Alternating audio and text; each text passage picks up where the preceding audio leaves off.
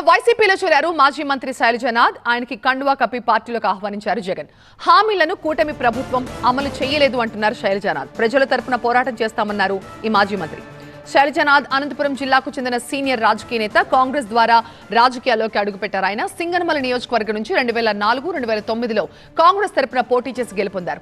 ఉమ్మడి ఆంధ్రప్రదేశ్లో మంత్రిగా పనిచేసిన అనుభవం కూడా ఉంది. రాష్ట్ర విభజన తర్వాత ఏపీలో కాంగ్రెస్ పరిస్థితి అంతంత మాత్రంగానే ఉన్నా సరే శైలజనాథ్ మాత్రం పార్టీలోనే కొనసాగారు.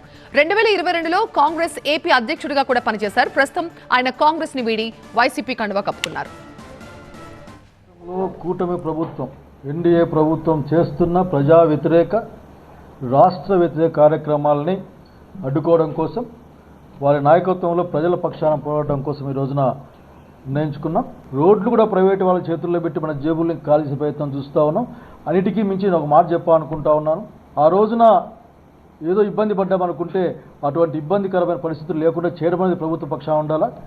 అట్లా కూడా కక్షపూరితమైన ధోరణి దేవుడికి మంచిది కాదు ఇది అన్న విషయాన్ని కూడా గుర్తు చేసుకుంటా ఉన్నాను.